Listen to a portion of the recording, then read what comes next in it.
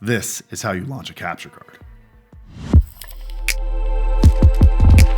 Hey, streamers, I have a product for you that you should know about if you're trying to grow your channel and your following on social media. Plus, there's also a $25 cash giveaway at the end of this, so, stick around for that. But I'm talking about sizzle.gg, which is a free service that takes your live streams and edits them for you into clips and compilations. You don't need to know how to edit. You don't even need any editing software. It just does it all for you for free. All you have to do is sign up for a free account, link it to your Twitch or YouTube channel, and then Sizzle watches and analyzes your stream and then just finds the best moments and cuts them into compilations for you. It's pretty nuts. In fact, this whole thing is so sophisticated that you can even filter it by kills, headshots, knockdowns, sniper kills, and victories. How it works is when you're done live streaming, you tell it which stream you want it to edit for you, and then let them know what game you're playing, and it watches through and just does the rest. Enjoy your free content, helping you reach a larger audience and grow your following. One of the keys to growth without burnout is finding these work smarter, not harder kind of tools, and this is one of them. Oh yeah, and as for the $25 giveaway, Sizzle.gg is gonna pick 2 of you that sign up for a free account today and PayPal you $25. So use the link down below, sign up for free, start getting free clips and highlights, and maybe get $25 in cash for, I don't know, whatever you need $25 for. Let's get back to the video. I have 3 major things we need to talk about in this video. First one, let's go over to the whiteboard. Class. All right, class, welcome to my whiteboard. Here are some really cool charts. Let's talk about these, and let's start with the 4K Pro.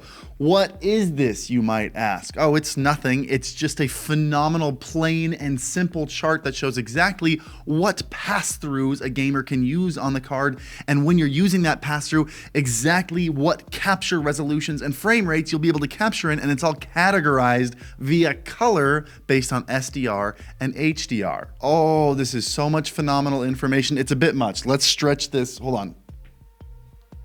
There we go.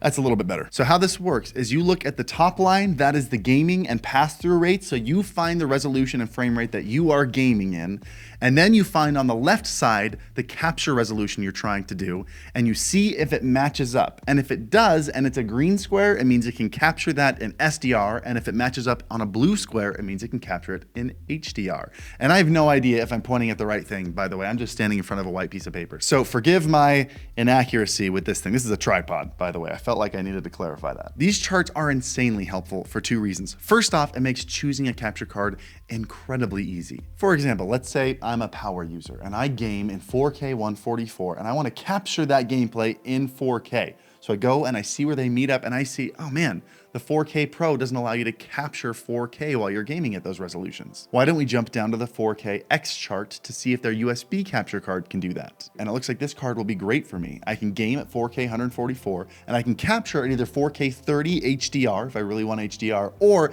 any of the other 4K resolutions if I'm okay with SDR, which, by the way, did you notice the 4K 144 capture rate? We'll get to that later. The second thing it does is it shows the clear power and versatility of these cards right up front, especially at their price points. Dustin, toss the price points on there. Here are some areas of interest. On the 4K Pro chart, just look at the vast number of pass-through resolutions you're able to game at using this card. And then also the insane amount of blue on this chart, all the different HDR resolutions you can capture at. It makes it very clear that this card is for the pro gamers and the pro creators, like the gamers who want to game at 4K 240 frames per second, which I believe is a first on any capture card, and then also the creators that want to capture 4K 60 in HDR, which I also believe is another first. And the 4K X is for either gamers or creators who want a little bit lower price point or want to do some more niche things like 4K 144 frames per second capture.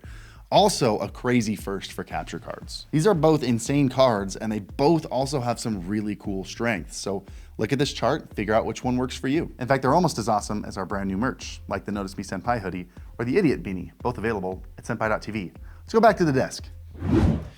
Okay, so I dove into researching these cards immediately after finishing up the AVerMedia capture card video, and I came across a handful of frustrations. Like, I always try not to be the guy that's like, buy this company, don't buy this company, because every company has their strengths and their weaknesses, and different people have different needs. But this Elgato drop is wild. Like, these Elgato cards can do everything the AVerMedia cards can do, and then even more on top of it. And they're either almost the exact same price, or in the case of their external card, cheaper. So unless you really like AVerMedia software or you really want RGB on your capture card, It's really hard to justify getting one of those. The other frustration comes back to this. Because not only did Elgato send me this, they created an entirely new web page where you enter in your gaming info and they help you choose the right card that gives you the right spec that you're looking for. They make the whole process easy and give you as much information as they can. The link to that page is right here, by the way, and also I'll link it in the description. That is a very real link, and also this is a very real conversation leading up to the creation of that link. AVerMedia, you guys need to take some notes here, because while Elgato sent me this, you sent me this, and if I wanted more than this, I had to actively go out and ask you for it. And I did. I emailed you a bunch of times and I asked you a bunch of questions and you answered them, but I had so many questions to ask that I forgot to ask if this was HDR. I saw the 4K 60 and I saw the HDR right next to it, and I had no way of knowing that 4K 60 was only SDR. And you had to do 4K 30 to do HDR, and you planned on withholding that information from me unless I specifically asked you for it. It just feels very disrespectful to both the customers who need this information before spending all that money, and then also to the creators who put their names on the line showcasing your products. Anyway, this video isn't meant to be an AVerMedia shaming video. It's just an important point that I feel needs to be made. These cards are both available. I will link to them in the description down below. If you've been needing some HDMI 2.1 capture goodness in your life, now is probably the best time for that. So hit the like button if you liked this video. If you're still watching, I assume you did. Hit the subscribe button while you're down there, and leave your favorite emoji in the comments, you know, for engagement. All those things help out a bunch and they're free. And as always, happy streaming.